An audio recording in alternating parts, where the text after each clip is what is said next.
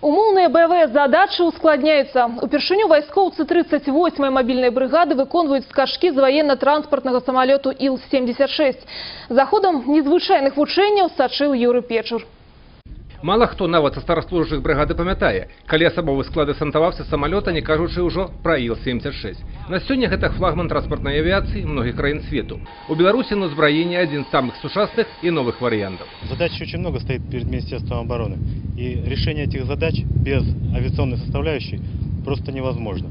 А транспортная авиация, в свою очередь, это основа ВВС любой страны, то есть основа нашего вида вооруженных сил. На сегодняшний день основные задачи, которые выполняет транспортная авиация, одна из основных – это десантирование личного состава. Это основная цель, для чего была создана транспортная авиация. Падрыхтоўка да такой падзеі самая грунтоўная і сур'ёзная ўсяго асабовага складу.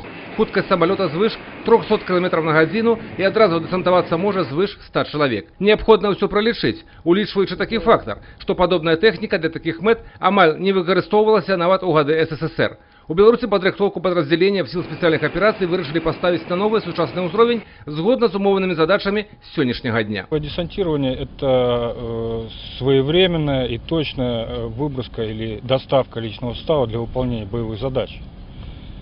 И причем в кратчайшие сроки. Практика это будет продолжена.